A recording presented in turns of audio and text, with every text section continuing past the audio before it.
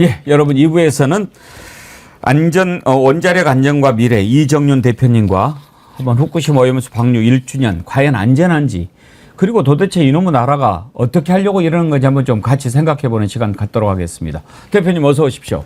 네, 반갑습니다. 나와주셔서 감사합니다. 반갑습니다. 원자력 안전과 미래는 어떤 모임입니까? 2013년부터 시작이 됐는데요. 예. 후쿠시마 원전 사고 이후에 우리나라 원자력 안전이 굉장히 우려가 돼서 현장 조사를 해본 결과 하나도 바뀌지 않았다. 그래서 안전 문제를 지속적으로 전문가들이 원자로 설계했던 전문가들이거든요. 이분들이 모여서 구성을 해서 실질적인 어떤 문제를 제시하자. 그래가지고 개선을 할 수 있도록 좀 어떻게 해보자 했는데 네. 개선은 거의 안 되고 있습니다. 그냥 말로만 이렇게 하고 있는 상황입니다.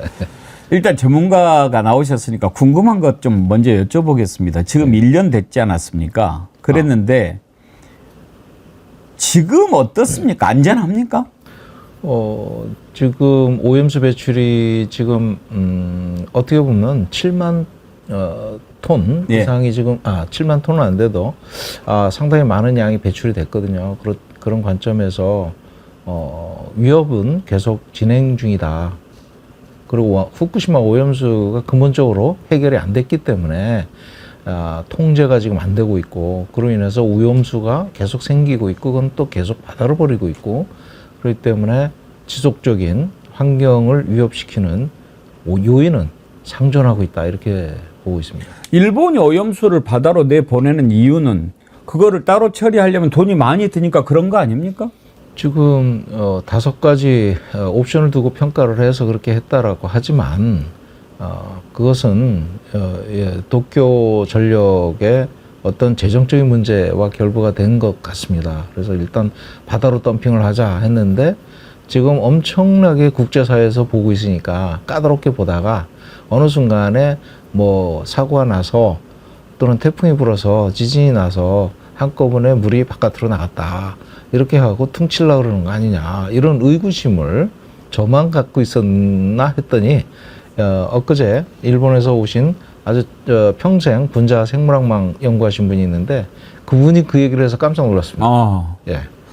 저는 최근에 들은 얘기 중에서 가장 어이가 없는 게 뭐 요즘에 하도 황당한 얘기를 많이 듣습니다만 일본이 자기들 돈 아끼려고 바다에다 내보낸 거 아닙니까? 그래서 그걸 걱정을 하고 어떻게 해서든지 이거 좀 막아보려고 해서 우리가 지금 노력을 많이 했는데 이놈의 정부는 그것을 뭐라고 대책을 세우라고 하기는 그냥 원하는 대로 하세요. 우리가 다 할게요. 그래가지고 홍보하는데 예산이 많이 들었잖아요.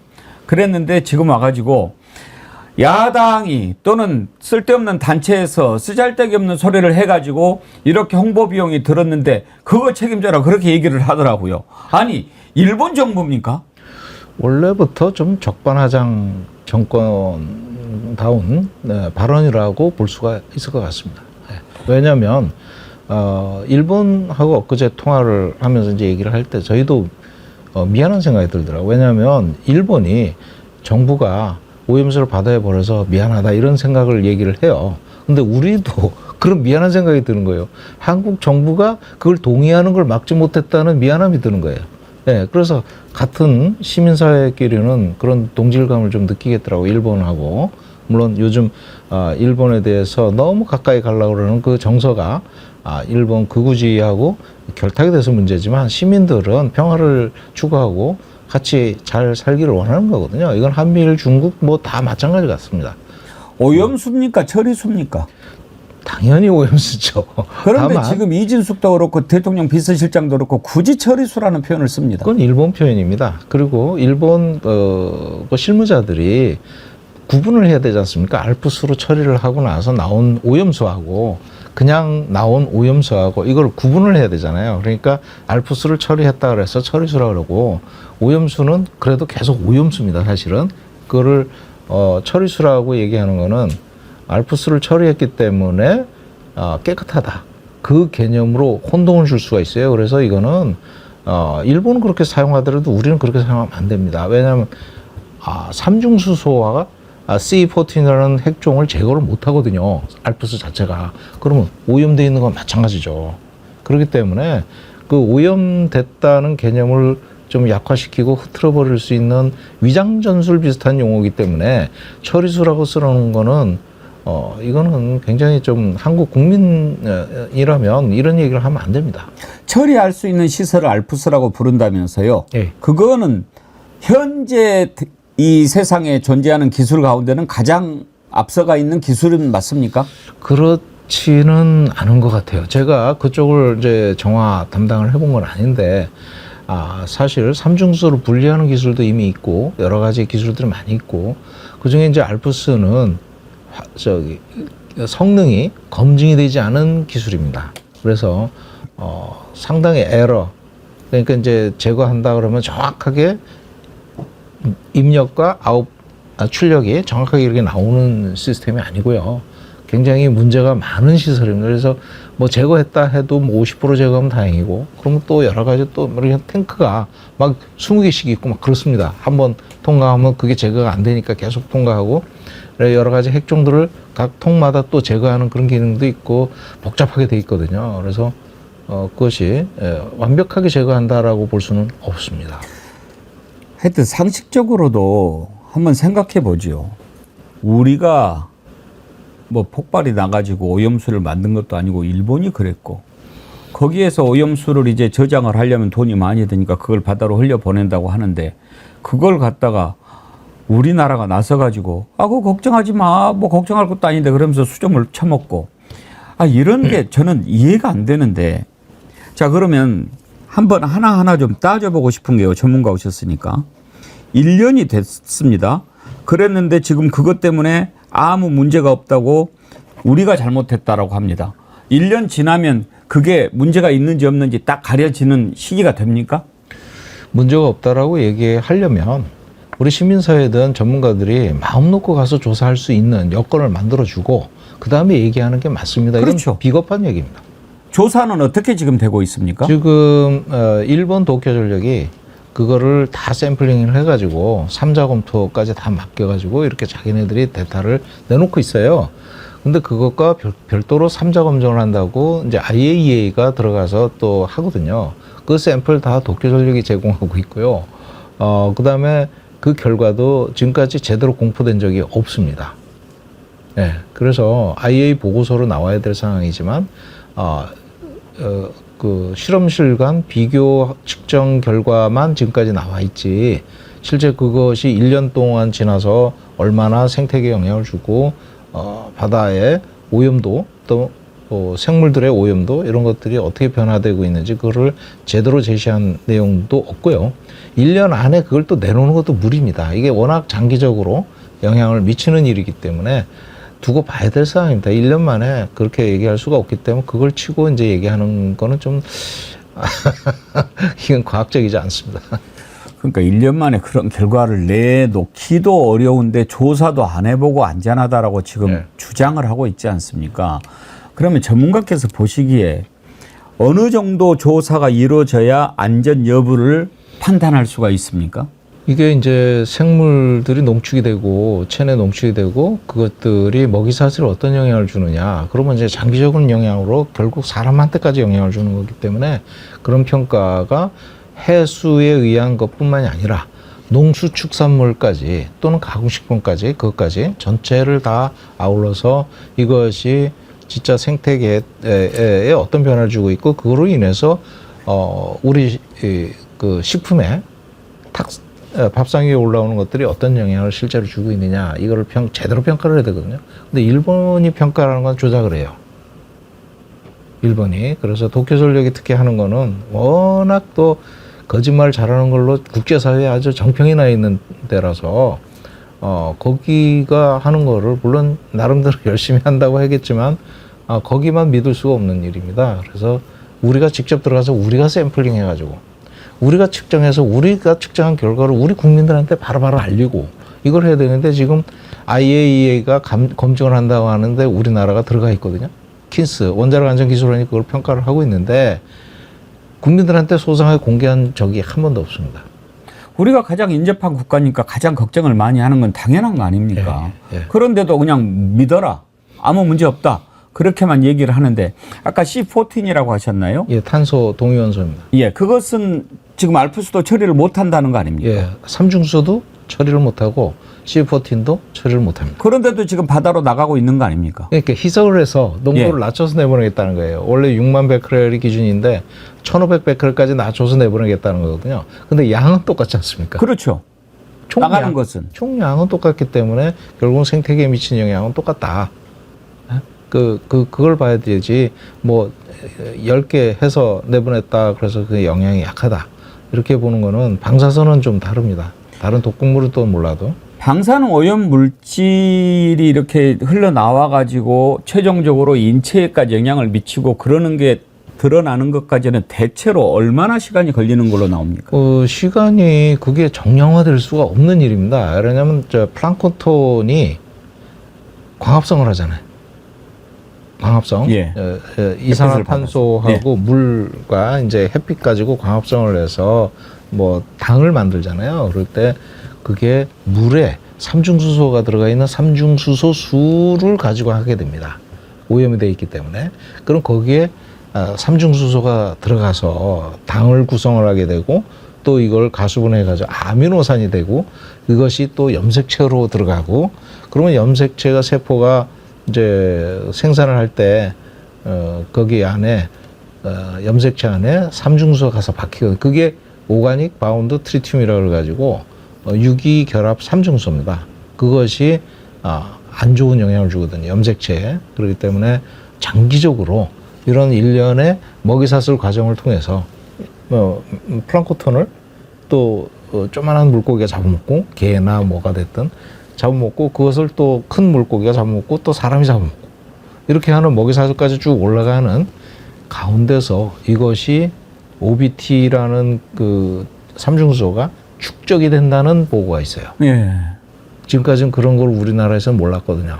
근데 이게 축적이 된다는 얘기를 최근에 가와타 마사하루 선생이 그 얘기를 하더라고요. 평생 동안 하시는 분인데 그래서 그 논문이 이미 80년대에 나와 있다. 한국에서 그걸 연구하는 분이 없어서 그런 건지 몰라도 아니면 그걸 덮으려고 그럴 수도 있는 건지 몰라도 이게 이미 국제사회의 논문으로 다 나와 있다. 이렇게 얘기를 하더라고요. 그래서 제가 그걸 전공하지 않았기 때문에 일단 그분 말씀 100% 신뢰를 합니다.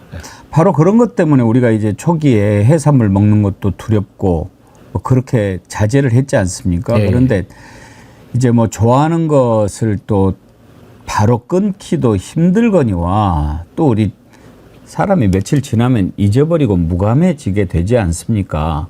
그런데 이제 지금 다시 수산물 소비가 늘어났다고 해서 봐라 쓸데없는 걱정을 하지 않았느냐.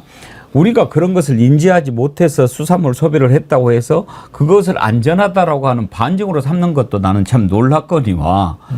근데 실제로 좀 걱정은 됩니다. 지금 대표님 수산물 먹어도 됩니까? 저는 국산은 가능한 괜찮다 이렇게 생각합니다. 다만 일본에서 들어오는 것들이 오염돼 있을 가능성이 되게 높습니다. 근데 우리나라에서 검역한 것이 작년에 5,100건을 검사를 해서 한 건도 안 나왔다라고 얘기를 하더라고요. 그것은 문제가 좀 있다고 봐요. 왜 그러냐면 일본에서 조사를 하면 일본 식품들이 일단 8개현에 수입 금지가 된 지역뿐만이 아니라 다른 지역까지도 나오거든요. 일본 농수축산물이 또 가공식품까지 그런 것들이 나오는데 어떻게 우리나라에 들어온 것만 문제가 없냐. 이제 저도 의구심이 많이 드는데요. 샘플링 그러니까 이제 시료를 측정을 하는 과정에서 난수표를 이용해서 이렇게 측정을 한다는 그거 난수표를 이렇게 측정하는 것보다 실제 개수가 문제거든요. 얼마나 많이 샘플링해서 전체의 모집단을 대표할 수 있느냐 그걸 봐야 되는데 그 통계학적인 의미는 전혀 제시하지 않고 그냥 검사만 했다 이렇게 얘기하거든요. 그럼 5,000건을 작년에 했는데 그것이 일본에서 수입하는 전체 수산물이나 농산물을 진짜 어떻게 어느 정도 신뢰도를 가지고 대변할 수 있다라고 보느냐 그거에 대한 얘기는 없죠.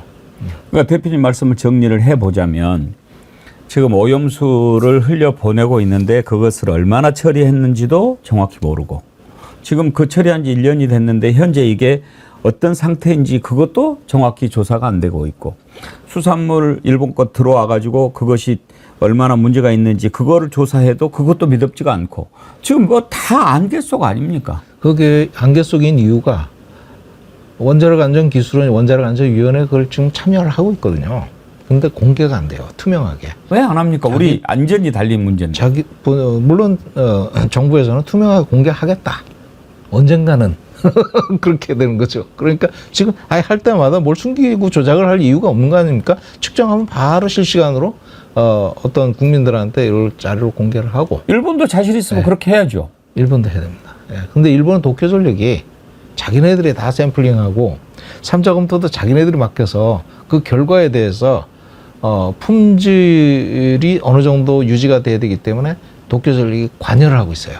그건 말이 됩니까? 그러면 3자 검토도 독립성이 없어지는 거죠. 그렇죠. 예. 그걸 어떻게 객관적으로 보증할 수가 있겠습니까? 예. 그러니까 다 형식적입니다, 지금. 그런데 그거를 동의를 해주고 있어요, 한국 정부가. 이건 조금 영역은 다른 문제입니다만 지금 중국은 여전히 일본산 수입물을 일본산 수산물을 수입 금지를 하고 있지 않습니까? 저는 그거 아주 잘한다고 봅니다. 그런데 우리나라는 지금 이렇게 열어놓고 오히려 문제 없다고 하고 그러는데 왜 이 두 나라가 이렇게 차이가 있다고 생각하십니까? 아까도 이제 초기에 잠깐 말씀드렸지만 한미일 동맹 관계에서 이제 뭐 어떤 서로 주고받는 게 있는 것 같아요. 그것이 어떤 건지는 아무도 모릅니다.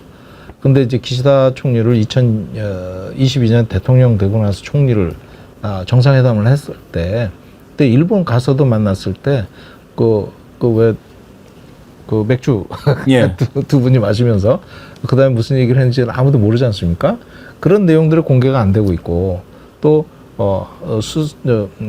오염수에 대해서 우리가 그 뒤에는 아주 제너럴스하게 지금 가고 있거든요. 그럼 한국 정부가 그거를 공개를 해야 됩니다. 일본과 후쿠시마 오염수를 우리가 동의를 해주는 조건으로 우리가 받은 게 뭐냐? 정말 궁금해요. 그거 궁금하잖아요. 받긴 받았을까요? 그 주고받는 게 분명히 있을 거라고 봅니다. 뭘 받았을까요? 만약에 받았다면. 그러면 그 이제 저도 잘 모르죠. 예. 아니 뭘 받아야 정상이죠. 근데 제가 보면 국익 차원에서 받은 것보다는 아마 비즈니스 차원에서 뭔가 받지 않았을까 이런 생각도 좀 해봅니다. 국익 차원에서 받아야 그게 대통령이지 뭐 개인적으로 뭐 지금까지 해온 걸 보면 그럴 가능성이 높다는 거죠. 정말 말이 안 되는. 그러면 이제 그 부분 관심을 가지고 계시다 보니까 이쪽에도 관심이 있으실 것 같은데 지금 보면 일본 오염수 대처하는 문제도 그렇고 뉴라이트 인사들 갖다 심는 것도 그렇고 일본 문제 해법도 그렇고 완전히 이거는 지금 나라를 일본에 갖다가 넘기는 그런 형국인데 아까도 잠깐 말씀하셨는데 대표님 보시기에 이렇게 이 정부가 친일로 가는 이유가 어디에 있다고 보십니까? 궁극적으로. 친일로 가는 이유가 아까 말씀드린 대로 도쿄에서 밀실에서 두 분이 맥주 마시면서 무슨 얘기를 했느냐가 굉장히 중요한 것 같고요. 그게 공개가 돼야 될 것 같습니다. 예. 거기에서 모든 게 나오는 것 같아요. 이번에 기시다 온다는 거 아닙니까? 그것도 뭐 영수증 결제하지 못한 영수증 내밀 가능성도 있고요. 그러면 우리가 주기로 한 게 있다는 말씀입니까? 주고받고 하겠죠. 떠나는 사람이 와가지고 뭔 얘기를 할지도 궁금한데. 그게 바로 그겁니다. 왜 떠나는 사람이 오느냐. 떠나는 사람이 왜 뭐 때문에 오느냐는 거죠. 그게 참 신기하지 않습니까? 떠날지도 모르는 사람이 와도 이상한데 예. 떠나기로 확정된 사람이 온다는 말이에요. 예.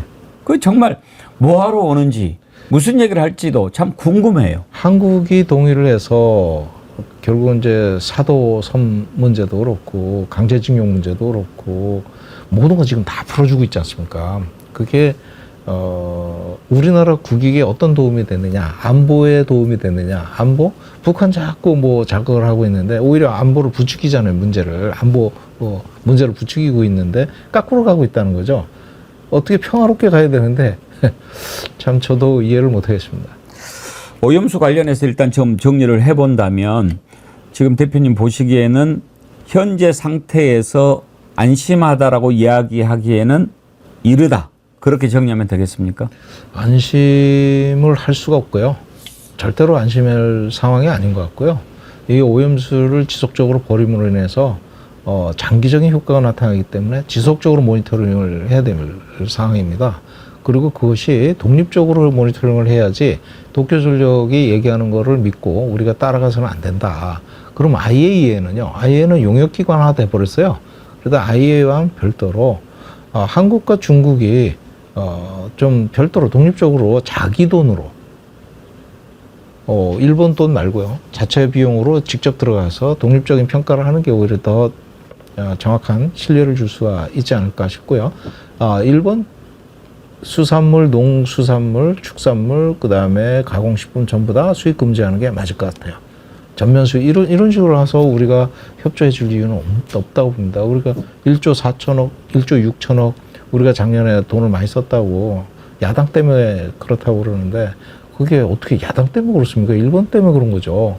그러면 일본에 때는 대놓고 얘기도 못하고 한국 야당에다가만 얘기하는 상황인데 이거는 그 괴담 얘기를 하는데 일본도 그 얘기 안 합니다. 자기네들도 이게 잘못된 걸 알고 있기 때문에 한국 야당이 문제 제기를 하면 저 사람들 괴담 얘기한다 이런 얘기 안 합니다. 한국 정부가 그 얘기를 해요. 진짜 답답한 얘기입니다. 우리 국민들이 지금 취해야 할 자세는 뭘까요, 그러면? 우리 국민들이 취해야 될 자세는 저는 일본 수산물 수입을 전면 금지하는 게 맞을 것 같고요. 그게 일본 수산물 또는 농수산물 그 농사하시는 분들한테 도움이 됩니다. 왜냐하면 오염수 배출을 못하게 하니까. 그래서 그게 한미일 그 시민사회가 좀 그 공조를 해서 적극적으로 반대 여러 가지 행사들을 좀 다양하게 할 수가 있을 것 같아요. 헌법소원 우리나라 지금 진행하고 있지 않습니까? 일본도 소송을 지금 진행하고 있고 엊그제 만나서 이제 그 웹에서 그 얘기를 했는데 그런 서로 정보 교류 차원이 더 컸습니다.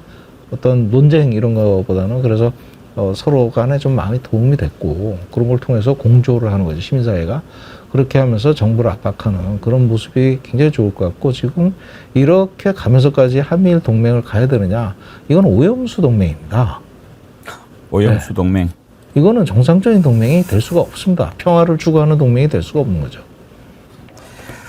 후쿠시마 오염수 문제 여쭤봤고요. 원전과 관련해서 한두 가지만 좀 여쭤보겠습니다. 예. 오늘 오셨으니까. 대표님께서는 인류의 현재와 미래를 위해서 원전이 그래도 필요하다. 아니면 이건 점차 없어져야 된다. 어느 쪽이십니까? 지금 재생에너지 그러니까 깨끗한 자연에너지를 우리가 최대한 활용하는 것이 가장 그 자연을 보호하는 길이거든요. 그래서 원자력은 돌이킬 수 없는 핵을 깨는 일입니다. 핵을 깨가지고 다시 붙일 수가 없어요. 그래서 한번 깨면 영원히 환경을 파괴하는 일이고 또 그것이 계속 환경을 지속적으로 침투를 해서 방사능 오염시키고 있지 않습니까?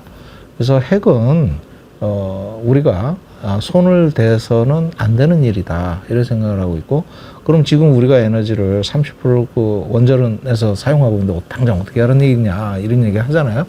그래서 저는 지금 우리가 뭐랄까요 개발지상주의 형태로 가다 보니까 에너지를 다 소비 국가가 돼 있습니다. 그래서 에너지를 줄이는 소비 진작이 아니라 원전이 값싸고 질 좋은 그 전기를 생산하는 원전을 이용해서 에너지를 많이 쓰자 이 얘기가 아니고 에너지를 최소화하는 소비 효율을 진작시키는 측면으로 국가 역량을 좀 직결을 해서 에너지 소비는 줄이고 자연에너지는 늘리고 하는 방향으로 우리가 좀 가고 그 사이에 원전은 스위칭하는 에너지로 과도기적인 에너지로 그 활용을 하되 잠정적으로는 그러니까 점진 축소하는 형태로 장기적으로는 축소하는 형태로 가야 되고 안전하지 않습니다. 지금 원전 수명 연장이 뭐 10개를 한다 그러는데 지금 거의 불법적으로 하고 있거든요. 왜냐하면 최신 기술 기준 제대로 적용 안 했어요.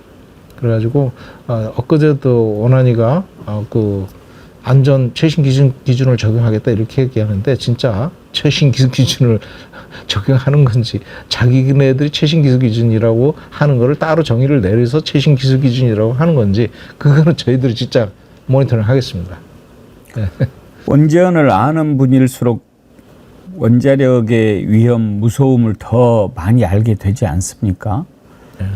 그래서 자꾸 원전 위험하다, 탈원전 해야 된다 그런 얘기들을 하는데 거기에 대해서 대책도 내놓지 않고 탈원전을 막 비난하는 것을 보면서 정말 그러면은 어떻게 하자고 하는 건가? 이제 지금 우리나라는 일단 문재인 정부 때 탈원전 쪽으로 갔는데 윤석열 정부는 그게 잘못됐다라고 하는 입장이니까 앞으로 그러면 더 원자력 발전소 짓겠다고 하는 겁니까 지금? 지금 윤석열 정부는 뭐 가능한 원자력은 최대한 늘리겠다 이런 생각인 것 같아요. 수명 연장도 다 하고 그렇게 해서 원전을 아주 최대한 활용하자 이런 개념인 것 같은데요. 그것이 국제적인 에너지 시장의 트렌드, 추세 그걸 보면 재생에너지가 어마어마하게 성장하고 있거든요. 근데 원전은 거의 성장을 안 하고 있어요. 그 추세를 따르면 우리가 수출해서 먹고 사는 나라인데 에너지 시장이 세계 시장은 재생에너지 시장에서 그게 주도하는데 우리는 원전만 수출하겠다? 지금 뭐 체코 들어가서도 브레이크 걸렸잖아요. 그 어마어마하게 그동안에 노력했던 비용들은 한순간에 다 날아가는 거거든요. 그거 다 정부 돈으로 세금입니다. 그래서 국가가 에너지 정책의 방향을 제대로 잡아나가는 게 굉장히 중요하다는 거고요. 원전은 안전을 최우선으로 하는 게 가장 중요하겠다 이렇게 생각합니다. 끝으로 여쭤보고 싶었던 게 그 부분인데요. 지금 체코 원전 수주해놓고 막 이 정부가 난리를 치면서 막 하는 이유가 봐라 우리가 만약에 탈원전 해가지고 원자력 다 저기 하면 이렇게 수주해서 돈 벌었겠냐 그런 차원에서 이렇게 난리를 쳤다고 봅니다만은 아무튼 체코 원전 수주를 했는데 지금 웨스팅하우스가 딴지를 걸었지 않습니까? 우리 기술 뭐 이렇게 넘겨주지 못한다. 대표님 보시기에 이것은 웨스팅하우스가 뭐 하나 좀 얻어내보려고 하는 트집 잡기라고 보십니까? 아니면 그쪽 주장이 일리가 있는 겁니까? 저는 여기서 감히 말씀을 드리는 게 이번에 웨스팅하우스가 끝장을 볼 것 같습니다.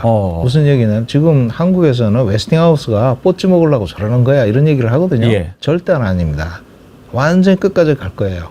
그래서 소송 결과까지 보고 그 다음에 판단을 내릴 겁니다. 그런데 우리한테 절대로 유리하지 않습니다.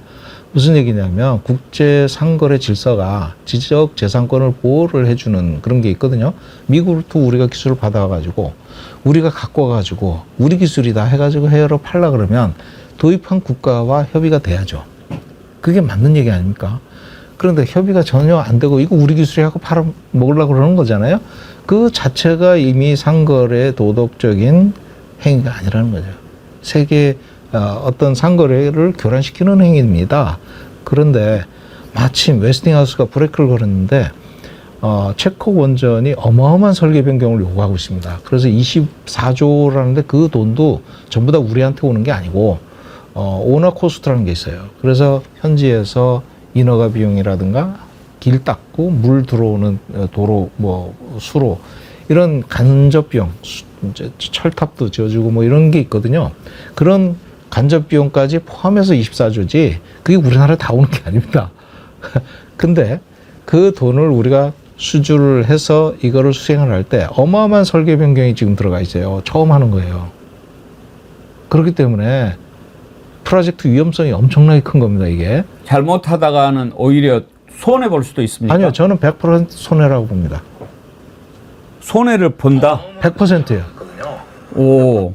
100% 손해보는 프로젝트입니다. 이거는 흑자를 볼 수가 없는 프로젝트입니다. 그러니까 황주호 사장도 그 얘기를 했습니다.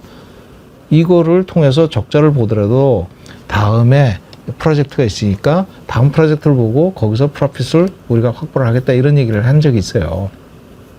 그렇기 때문에 이거는 유럽에서 요구하는 안전 기준에 맞추기 위해서 어마어마한 설계 변경이 들어가는데 그 중에 하나가 코어 캐처고 그 다음에 더블 컨테인먼트 올이 들어가고 그 다음에 거대한 냉각탑이 들어가고 이런 여러 가지 설계들은 우리가 한 번도 안 해본 거예요.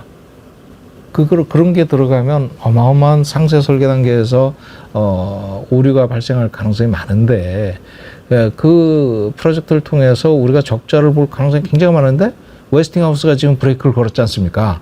예. 저는 웨스팅하우스한테 감사하게 생각합니다. 우리나라 국익 차원에서는요, 웨스팅하우스한테 진짜 고맙게 생각하고 있습니다. 그 정도입니까? 예. 그러면 무조건 손해를 본다. 예. 우리나라 기술 수준이 어떤 수준이냐면 뭐 과대 포장돼 가지고 세계 최고 수준이 막 이러는데 복제 설계는 세계 최고인데 제가 원자로 설계를 했지 않습니까? 예. 그래서 이제 제가 설계하는 분들의 마인드나 시스템이나 어느 정도 수준인지 아는데 예. 우리나라 최고 설계 기술 수준이 아닙니다. 왜냐하면 상세 설계 단계에서 창의적인 아이디어를 적용해서 뭔가 없는 걸 새로 만들고 이런 시스템이 아니에요. 그냥 복제해서 바로 가는 시스템이거든요. 그러다 보니까 우리가 굉장히 약한데 그걸 이런 대규모 설계 변경을 상세 설계까지 하다가 잘못된 사례가 MMI였습니다. 맨 머신 인터페이스 시스템이라고 해가지고 예. 계측 제어 시스템을 이제 디지털화하는 시스템을 신한울 125기에 최초로 적용했습니다. 근데 신한울 125기가 이 MMIS 문제 때문에 2017년에 사업 운전을 들어가야 되는데 지금 2022년에 들어갔습니다. 그만큼 5년이라는 기간이 지연됐어요. 그런데 가동을 들어간 지 2번 벌써 정지됐습니다. 그게 MMIS 문제 때문인 거거든요. 자, MMIS 하나만 보더라도 그런 문제가 생기는데, 자, 어마어마한 설계 변경이 이것저것 유럽 안전 기준에 맞춰서 하려니까 어마어마한 상황인데 우리가 그런 걸 할 수 있는 게 안 됩니다. 그러면 대표님께서는 우리가 체코 원전 수주했다라고 막 환호하고 그럴 때 이미 그 순간부터 저거 기뻐할 일이 아닌데 이런 걱정하셨겠네요. 저는 우리나라 원전 수출하면 안 된다고 봤습니다. 아예 수출하면 안 되는 나라입니다.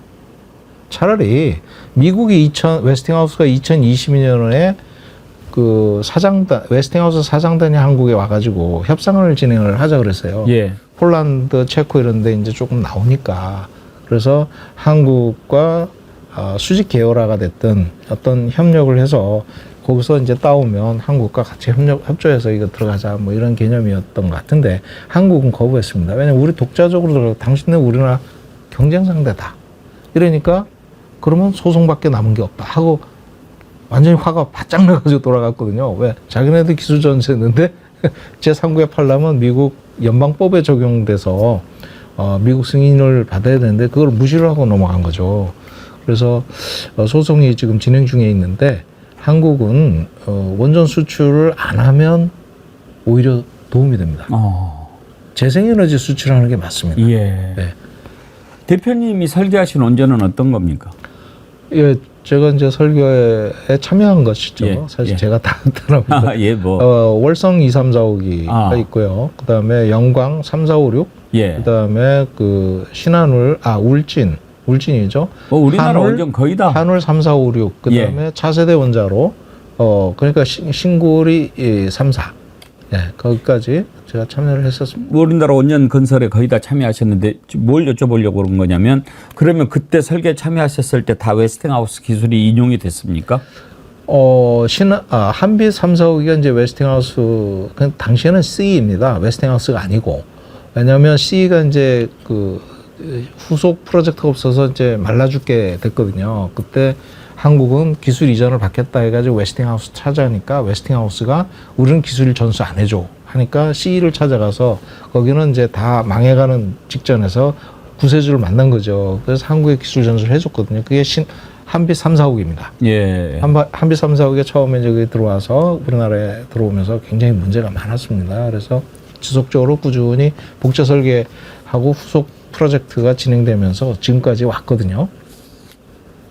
그래서 20기 정도 수준의 그 원전을 지속 건설을 하면서 자신이 붙은 거죠. 계속 복제 설계를 하다 보니까 이제 숙련도는 우리나라 또 굉장히 앞서 있거든요. 그래서 그런 관점에서 우리나라 지속적으로 쭉 해왔는데 가장 큰 문제는 어떤 새로운 설계가 들어가면 계속 문제를 일으킨다는 겁니다.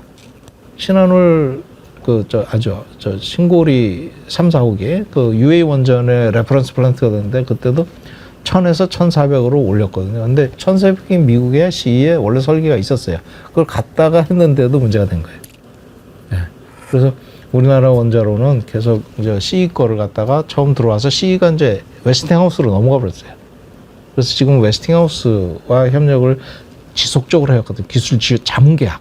그래서 지원이 지금까지 쭉 해왔던 거거든요. 그래서 독자적으로 들어간다는 거는 너무 큰 무리가 따른다. 우리가 뭐 기술을 독자화했으니까 뭐 이제 뭐 문제 없다 그렇게 큰 소리 치는 거 들었는데 오늘 대표님 말씀을 듣고 보니까 이 정권의 또 하나의 허구를 확인한 것 같습니다. 그렇게 근데 그런 얘기를 윤석열 대통령한테 해주는 사람이 없을까요? 그 주변 윤석열 대통령은 이제 영업사원이 돼버렸습니다. 그러니까 영업사원이 이게 돈이 되는지 손해를 보는지 알고 팔아야지요. 돈이 되니까요. 국가적으로는 어떻게 되든 개인적으로는 영업사원이니까 실적이 생기겠죠. 아니 그거 뭐 저 체코 원전 수주해가지고 오히려 손해 날 수도 있다는데 그거 손해가 난다는데 저는 그런 거를 좀 걱정을 좀 해줬으면 좋겠습니다. 윤석열 대통령께서. 네. 이게 정상적이지 않습니다. 지금. 정상이 아니죠. 예. 예. 한국이 큰 병을 앓고 있습니다. 오늘 또 대표님 만나서 그 물론 걱정 많이 하는 그런 얘기 할 줄 알았습니다만 머릿속이 더 와글와글해지는 것 같습니다. 예. 오늘 아주 귀한 말씀 감사합니다. 나중에 또 원자력이라든지 또 우리 오염수 문제라든지 여러 가지 좀 생각해 볼 부분들이 많은데 그때도 한번 좀 나와주시면 고맙겠습니다. 예. 예. 감사하죠. 혹시 우리 국민들한테 좀 오늘 나오면은 들려줘야 되겠다 싶은 말씀 있으셨나요? 예, 한미일 공조위에서 오염수가 지금 방류가 추진되고 있는 거는 이거는 잘못된 동맹이다. 오염수 동맹이라고밖에 볼 수가 없고 평화를 해치는 거고 그래서 시민들은 그걸 반대를 해야 될 입장에 있고 미국이 대선에 들어갔기 때문에 이걸 적극적으로 좀 활용할 필요가 있는 것 같습니다. 그 국가는 못 나서더라도 시민들은 나서서 분명히 투표권을 갖고 주권 행동을 좀 해야 되겠다. 그런 생각입니다. 예. 감사합니다. 예. 오늘 아주 귀한 말씀 잘 들었습니다. 감사합니다. 이정윤 원자력 안전과 미래 대표님 만나봤습니다. 여러분 큰 도움 되셨죠? 이렇게 자꾸 공부해야 됩니다. 그래야 제대로 알고 우리가 또 제대로 대응할 수 있으니까요. 오늘 계속 참여해 주신 여러분들 감사드립니다.